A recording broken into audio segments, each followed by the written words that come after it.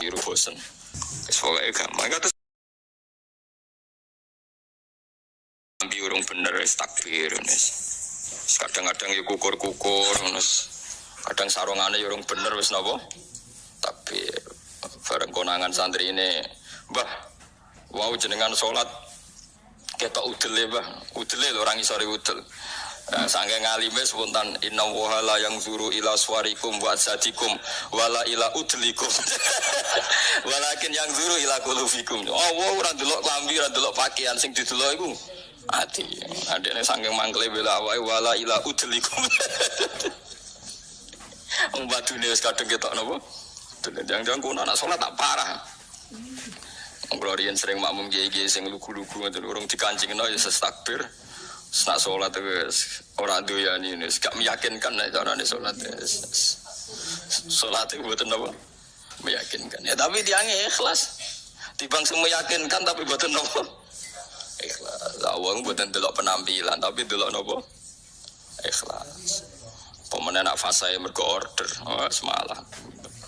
Dieling-eling gitu terus kita niku kudu ngaji be ulama. Terus ojo sampai barang ora wajib ku dianggap nopo wajib. Mulane masyhur Imam Syafi'i nek ana salat jenazah kok sing teko akeh dene ra teko. Kertakoki kok mboten teko sing teko wis akeh. Nek wong ra teko dene teko. Kok dene pantangan ana barang ora wajib kok dikira nopo wajib. Dadi iku tugas ulama. Kok nek mboten ngoten ki sakake. Misale traweh ku kabeh kiai ulama komentar betapa pentingnya traweh. Berapa saudara kita muslim sing ra iso traweh karena profesi pekerjaan, dia satpam, takut majikan, dia tukang jaga toko, dan mereka menjaga toko macam-macam demi syariat Nabi ora nyolong. Coba orang yang jaga toko itu kan ingin nafkahi keluarganya tanpa mencuri, tanpa tomak, tanpa minta-minta. Iku ajarane sapa? Kanjeng Nabi. Hanya karena gak traweh mbok komentari. Poso pisan nek gak traweh. Coba sekarang saya tanya, mencari kehalal itu wajib. Kabeh ulama ijma, tolabul halal itu wajib. Traweh mau sunnah. Makanya ulama harus punya nyali, kadang-kadang gak traweh. Tapi aja delik lho biasa. Tapi aja syariatno. Lah nek ora traweh berarti kayak ngaku ulama. Sombong berarti, Pak. Mulane traweh wae ben gak ngaku. Tapi ulama harus begitu. Kewani nglodangi sitok gak delik. Kiai wae traweh malah rokokan deh, aja rokokan maksudnya aku men pantes ya. Ora usah traweh tapi ora usah nopo. Ya tapi nak cara kula nggih niku wae. Kalau itu terlalu ekstrim ya tetap traweh tapi tunjukkan pada mereka yang sedang ndak traweh bahwa itu ndak apa-apa. Ya bahwa itu tidak nopo apa-apa. Jadi wa ing niki hadis teng Muslim nggih ngrungokno kita iki ngeten. Dawuh Sayyidah Aisyah wa in kana Rasulullah karena Rasulullah la yuhibbul amal wa huwa yad'uhu ma khafata ayyufradu alaihim. Saya bersaksi kata Sayyidah Aisyah, Nabi itu sangat mencintai amal itu, tapi beliau harus meninggalkan karena takut dianggap wajib. Jadi Nabi bawa ngamal. Itu Nabi tersiksa betul. Kalau roh tenan gitu tenggene riwayat iki ngono tenan nggih. Suatu saat Nabi itu masuk Ka'bah, nggih Ka'bah sing kondang sing keramat nih. Masuk Ka'bah, beliau itu senang sekali masuk Ka'bah. Senang sekali, sangat senang habis haji karena lama sekali Ka'bah dikuasai orang musyrik. Terus ketika beliau menguasai Ka'bah, kunci diminta dari Utsman bin Tolkah Al-Hajabi itu. Diminta Ali terus dibukakan. Terus Nabi asik sekali, happy sekali beliau masuk Ka'bah. Ditemani Bilal terus sholat di depan Ka'bah. Sholat di dalam Ka'bah. Corong Jawa kaul, saking kaulnya Nabi ku sholat di jero napa? Kita ceria gitu, kita asik. Tapi setelah keluar dari Ka'bah, Nabi kelihatan tersiksa, hazinan, kelihatan tersiksa sekali. Ya'luhul Ka'bah, kelihatan tersiksa sekali. Terus ditanya sama Aisyah, ya Rasulullah saat tadi melihat engkau begitu ceria, begitu happy, mau masuk Ka'bah, setelah keluar dari Ka'bah, kenapa engkau kecewa, kenapa engkau kelihatan sedih? Ya Aisyah, saya ini gedun, aku itu gedun mau sholat mlebu Ka'bah. Nak nganti umatku nganggep iku sunat utawa penting terus maksa mlebu Ka'bah rak repot. Piye iki jajal. Mulane kabeh ulama akhirnya ada banyak ulama mengatakan mlebu Ka'bah gak sunat. Mergo Nabi gedung. Lho ya ana ulama sebenarnya yo jajal. Ayo delok ning takbir kitab sing gede-gede mlebu salat jero Ka'bah gak sunat mergo Nabi. Betul. Saya gitu gue kebanggaan pejabat-pejabat di sholat jero Ka'bah, tetep aja tangkep KPK. Kalau seneng nonton ini gak melete. Maksudnya nunggu Ka'bah mergo pejabat aja tetep mulai tangkep berapa? Jadi jangan kira semua yang dilakukan Nabi itu terus Nabi menganggap itu syariat, karena Nabi itu tadi, Nabi itu kalau tidak wajib ya tidak wajib. Ini penting kalau aturakan karena kita ini punya umat. Yun sewu kula niku kiai iki anak kiai roh tenan. Wong tangga kula niku sing kerja teng Malaysia niku kadang dadi buruh BRT, kadang seorang ibu-ibu buruh ning Hongkong. Ape salate pamit ning Thailand terus colong-colongan. Banyak saudara kita sing ape salate colongan. Kulon gak ada santri ibu itu kerja teng Cina, yang orang rasane ngoreng babi, nak esok Ahad kon ngetero anake teng gereja. Niku hasil kerjane ngirimi anake mondok. Terus kayak ngukumi piye? Jajal wajibno traweh wong salat fardu nyolong gak mbok wajibno napa? Kowe ora rasane dadi kiai apa kiai debutan yang ngene iku nak fatwa iku ora rasane probleme napa umat. Nak kodok lo nganti nangis, Gus. Kalau nu kerja teng Cina, kadang nggih goreng babi. Kalau nak akad kan ngetero anak teng gereja. Tapi anak kulo mondok teng jenengan. Niku hukumnya ibu ini kerja teng Malaysia tukang cek. Nggih gelantungan teng tingkat. Tuh anaknya nganti kasil ngalim. Anaknya mondok di situ kiri. Setelah itu disayang. Coba. Ayo nang kontraweh. Kowe semangat ngongkon traweh piye ke imame? Nggo ngarep terus miyak nggo guri macem wong ngenteni. Sedhem terus wong gak baris. Bangsa wong macemmu semangat, malah bangsa wong macem iku ono watuk barang wae teko barang luas. Sekaya tok. Lan kula seneng Imam Bukhari wong alim alama nak salat ra tau ngimami yang nang masjid Irak ku manggon pikire saka terus makmum. Imam Bukhari bener juarang imam. Giling-gilingan bahwa ulama itu udah harus gagah-gagahan jadi nopo imam. Manggon ora saka. Bareng salat bar imamin nyucuk iku sapa? Hadza huwa Sahihul Jami' Al-Bukhari iki ngalim-ngalime wong sing di kitab Jami' Bukhari. Wis wonten to. Ya, baru dia mirip Imam Bukhari. Jadi riyen ulama itu menjaga keikhlasan sampai begitu. Saya ini seneng diperhatikan wong ngenteni kuwabe sedherek wong mirip ngimami. Umat ini macam-macam. Paham gitu, terus umat sing soleh-soleh sing saiki tahta qabdil kufar yang saiki di bawah rengkuane wong kafir ku pirang.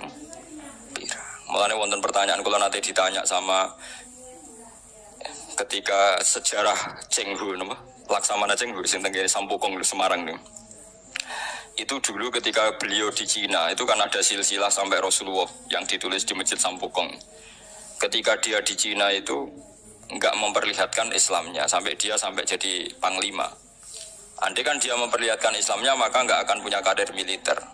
Walhasil ketika dia mendapat tugas ekspedisi itu membawa pasukan 80 berapa gitu kapal besar itu. Terus dia ketika masuk Asia Tenggara mulai masuk Indonesia niku ngetokno Islami. Semua pasukannya dipimpin ala Islam, dijak bangun masjid di Semarang, di Surabaya, macam-macam. Ngetokno Islami. Terus para peneliti itu tanya saya, Pak, apa memang ikhfaul Islam itu boleh, menyembunyikan Islam itu boleh?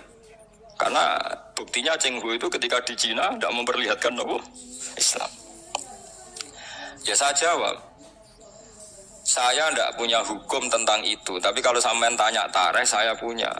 Karena ini tidak baik difatwakan secara hukum.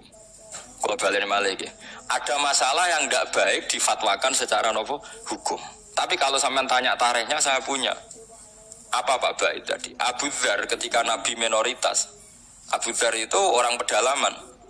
Ketika Islam masih minoritas kata Nabi, ya Abu Dzarin kamu menyembunyikan Islam kamu saja, jangan memperlihatkan Islam. Nanti kamu dicincang sama umat kamu, sama kaum kamu. Nanti setelah saya menang baru kamu boleh memperlihatkan Islam kamu. Sehingga dalam tarikh ya ada ad-da'watu sirron, ad-da'watu sirron, salat sembunyi-bunyi. Lah itu hebatnya Rasulullah sing ahabbul khalqi ila wa tahu ngalami salat sembunyi-sembunyi. Nggih mboten. Nabi Muhammad wak kekasih pangeran nate ngalami salat sembunyi-sembunyi. Begitu juga awal-awal Islam. Dan sampean saiki takok, tapi saiki Islam wis kuat, sembunyi ora oleh Gus. Kuat ora kuwe mergo wong akeh. Lah saiki saudara kita yang di Hong Kong, di Timor Leste, mungkin di Australia. Paham ya? Macam-macam. Mulane sing apik ku anut ulama sing ijek jujur, pokoke riwayat itu diterangno, kejadian-kejadian sing dialami umat sahabat diterangno. Wis ora usah intervensi, pokoke ngono. Mulane saya katakan itu tidak baik difatwakan secara hukum, tapi ada padanan sejarahnya, ada padanan sejarahnya. Paham ya? Mulane akhirnya walhasil Nabi ku ninggalo qiyamul lail di masjid, tapi Umar nglakoni. Ketika Umar dibantah, ya Umar, kenapa Anda sholat qiyamul lail secara berjamaah, bukankah ini bid'ah? Jadi riyen Sayyidina Umar nanti dituduh napa? Bid'ah. Mulane kita terima kiai dituduh bid'ah wis menengae wong Umar sing sahabat dituduh napa? Bid'ah. Jadi jawab Umar ya enak, umpama iki bid'ah ya bid'ah paling apik bid'ah iki. Dorong saiki anu bid'ah kok disifati apik. Sing dituduh bid'ah ora Umar tok, Kanjeng Nabi pertama dadi nabi ngajak wong Islam wae Abu Jahal ya dituduh bid'ah. Wae kena dituduh bid'ah tenang ae, Kanjeng Nabi nanti dituduh napa? Bid'ah. Tapi Nabi ra didalili wa kullu bid'atin dhalalah. Mergo lha nggih tenan. Sampeyan apal Quran niku wonten ayat ma ya'tihim min dzikrim mir rabbihim muhdas. Muhdas maknane apa? Sing dianyarno. Mulane Kanjeng Nabi ketika dituduh bid'ah terus ngendikane kul ma kuntu bid'am minar rusul. Aku iku ora bid'ah. Dadi Nabi tau dituduh bid'ah sampai diwahyani Allah. Kul ya Muhammad ma kuntu bid'am minar rusul. Aku iku ora bid'ah. Mergo sing darani bid'ah iku barang anyar. Barang anyar sing ora ana kembarane disebut bid'ah. Lah Nabi dadi nabi ora ana kembarane disebut bid'ah. Umar gawe traweh ora ana kembarane disebut bid'ah. Terus saiki wong rame-rame anggere gak ana persis nabi disebut iku sak goblok-goblokan iku sak kalah-kalan. Bid'ah ngeten sampeyan tak terangno. Bukan karena saya orang pesantren mboten. Saya itu lebih hafal banyak hadis dibanding sing sidik-sidik nuduh bid'ah. Bid'ah itu begini loh. Bid'ah itu yang mesti dolala, yang mesti sesat. Itu mastadomat syariah yang berhadap-hadapan dengan apa? Syariah. Tapi jika bid'ah itu menguatkan syariat, maka tidak musuhnya syariat, tapi bagian dari syariat. Jadi bid'ah yang dolala itu yang istodam. Istodam itu berhadap-hadapan. Mulane darane Saddam Hussein, Saddam Hussein bapake jenakno iku Saddam. Saddam maknane tukang nyeruduk. Lha iku bapake kasil ketika anake dadi Saddam Hussein itu tukang napa? Nyeruduk. Wong Arab nak darani tukaran Saddam. Istidam maknane apa? Benturan sing keras napa? Istidam. Nah, sing darani bid'ah dolalah iku sing berhadap-hadapan istidam, berhadap-hadapan sama syariat. Nak trimo gesekan utawa saling bersinergi utawa saling menolong itu tidak bid'ah. Dalilnya gampang begini, ini hadis sahih. Kalau buatan bela NU, ya bela Muhammadiyah, ya bela siapa-siapa, ini cerita ilmu mawon, cerita ilmu. Tidak ada yang saya bilang. Sahabat itu nanti, ini hadis sahih. Ada sahabat setelah itidal. Setelah nopo itidal. Sama nak itidal ngafat nopo. Misalnya Rabbana walakal hamdu terus milu samawati mil ardi. Ya milu ya bid'ah, Nabi macane mil'ah.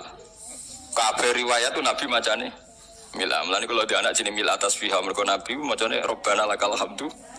Hakada fi jami' riwayat bi fathil hamzah. Terus dari Imam Nawawi huwa jaza raf'ul hamzah ala annaha sifatun. Lah kebetulan kiai Indonesia ku nahune ku seneng sing gampang dadi Rabbana lakal hamdu milu samawati mergo dadi naat ku nerkipe luwe gampang, tapi riwayatnya mila, berarti nak riwayatnya mila macam milu kita repot tuh. Itu yang konsensus, yang normal. Tapi ada sahabat bacanya ada begitu, banter pisan. Rungokno tenan ya. Alhamdulillah hamdan katsiran thayyiban mubarakan fi. Setelah sholat selesai Nabi itu aqbala biwajhi, Nabi balik kanan terus tanya, "Ayyukum ya?" Yaqulu hadil kalimat. Siapa tadi yang melafatkan kalimat itu? Itu sahabat diam semua karena sadar ini kalimat masalah, ini nggak ajarannya Nabi, kalimat kreatif. Wah, enggak, diam semua sahabat. Pas diam semua terus takut sekali, terutama yang melafatkan takut sekali. Terus Nabi akhirnya dawuh, enggak kok tidak ada masalah. Saya tadi itu kaget saja, ada 12 malaikat. Yabtadirunaha ayyuhum yakhudu awal. Saya tadi kaget saja ada 12 malaikat yang rebutan kesusu nyatet di sing paling dhisik nyatet. Mergo begitu indahnya kalimat itu. Wah, akhirnya sahabat anada ya Rasulullah. Nah, artinya kan ada kalimat kreatif yang enggak diajarkan Nabi dan dibenarkan Nabi. Paham ya? Kalau balik ini, ada kalimat yang enggak diajarkan Nabi, bahkan Nabi kaget karena merasa itu udah diajarkan, tapi dibenarkan Nabi. Mulane kula yakin umpama Rasulullah pirsa kula ngaji terus sampean do gawa kitab, gawa pulpen ya seneng mawon. Ora iso dibid'ahno. Nabi ora iso nulis berarti gawa pulpen bid'ah. Oh, Nabi ora tau gawa jalalain. Nah, Nabi gawa jalalain berarti Imam Suyuti sedurunge Kanjeng Nabi ya malah masalah kan. Apa meneh gawa Samsung malah ora tau. Mosok Nabi Androidan kan enggak karena. Oh, aneh-aneh. Mulane ada ono mantas sabha bi qaumin fa wa minhum. Mergo wong nyerupani kaum berarti fa wa minhum. Kuna ono sing kiai sing rada cangkem elek nanya, berarti nek wong kafir kelambenan, kowe aja kelambenan. Mergo ben gak serupa mbek wong kafir. Kabeh serupa terus dianggap padha wong kafir, saiki nek wong kafir kelambenan, kira usah kelambenan. Nek wong Yahudi di dhuwit, kira usah di dhuwit. Suwe-suwe nek persis nek wong Yahudi abekan, kira usah. Ora usah kono berlebih, wong yang mirip iku. Bid'ah Yahudi. Kulo ge sering debat wong ekstrem. Maksudnya logika. Terus kedua riwayat ini juga di hadis sahih. Ada sahabat entah saking gimana ndak tahu saya. Iso dicurigai lah saya.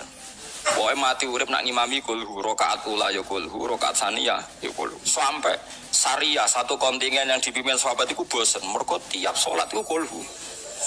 Notabene kulhu kan ibu rakaat ula tok tasaniyah tok iku ula ya kulhu, saniyah kulhu. Ya mati urip kulhu. Berhari-hari padahal dia tuh imam Masjid Kuba. Akhirnya sahabat-sahabat yang ngeroh Quran itu komplain, ya Rasulullah, ini orang itu setiap sholat kok baca nopo kulhu. Itu gimana ya Rasulullah? Ternyata terus saluhu kata Nabi ini di hadis sahih saluhu, coba dia tanya. Dihadirkan ke Rasulullah, kenapa kamu kalau sholat kok selalu pakai kulhu? Jawab pemuda tadi, di anha sifatur rahman, karena dalam kulhu itu hanya ada sifatnya Allah. Tidak ada kepentingan kulo, kepentingan sinten-sinten, di anha sifatullah. Fauhibbu an akra'ahu, makanya saya senang membaca kulhu. Terus kata Nabi, akhbirhu fa innahu yuhibbu. Kasih tahu dia Allah itu mencintai dia. Oh, itu kan bagus sekali, itu gak usah tabarok kulhu. Nah, artinya itu kan tidak diajarkan Nabi, kan selalu kulhu itu tidak ajarannya. Dan tidak pernah Nabi itu selalu kulhu. Tapi ada orang kreatif selalu kulhu juga sama Nabi dibenarkan. Ya gak bisa kan kamu pakai definisi bid'ah itu yang selalu pernah dilakukan Nabi itu tidak bid'ah sunnah. Kalau gak pernah dilakukan Nabi bid'ah. Tidak bisa seperti itu. Apalagi kalau kamu ngaji usul fikih, malah ketoro nak sing sidik-sidik nuduh bid'ah itu malah salah. Usul fikih malah nama-namani hadis itu diganti. Misalnya ngaten, niki sing persis teke hadis kula niku apal. Ittaqun nar walau bisik tamrotin. Ketika Nabi kita praharan rokok, rokok itu repote ra karuan. Fattaqun nar walau bisik tamrotin. Rokok iku iso mbok wedeni, iso mbok lawan senajan to kelawan sak sigare kurma. Sikun niku sigar ayo, tamrin kurma. Mbok kamus paling goblok maknane tamrin niku kurma. Saiki ada sedekah ambek beras. Apa ana hadis Nabi walau bisiki aruzin. Tapi ulama usul fikih nafsiri bisiki tamrotin bikutin pokoknya kut makanan yang jadi pokok di daerah situ kok mbok sedekahno iku termasuk tolak neraka. Lah nek anut sunah Rasul kudu persis berarti kudu kurma. Terus Nabi nate dawuh, la tahkiron najarotun li jaratiha walau firsana satin. Ki aja geman nyepelekno sedekah senajan to sak sampile wedhus. Terus kowe nak nyembelih pitik ra usah sedekah, mergo mboten wedhus. Yo ora ono ulama manuk. Makanya ulama usul fikih itu langsung diingeti. Nabi mewajibkan zakat ning tamer. Berarti Nabi wajibno zakat ning kut, ning makanan sing dadi makanan pokok. Jadi kata tamer digenti kut, maknane berarti di beras wajib zakat. Lah nak nuruti persis Nabi berarti beras ra wajib zakat, mergo Nabi ra tau zakati beras. Coba kabeh mbok antem kromo ten. Tapi ya kita ya aja terus musuhan terus biasa mah. Kulo ge biasa kaya ora ono apa-apa. Mung kulo sing alim biasa, kulo dituduh bid'ah tenang mawon. Arti tenang mergo tak anggap biasa mawon. Nabi mawon nanti dituduh napa? Bid'ah, ora usah semangat, hujah ahli sunnah, ora usah hujah, biasa mawon. Tapi saya pastikan bahwa ngoten niku biasa. Mulane kula suwun nak sampean dadi kiai, dadi ulama aja geman monis wong Islam sing lagi susah.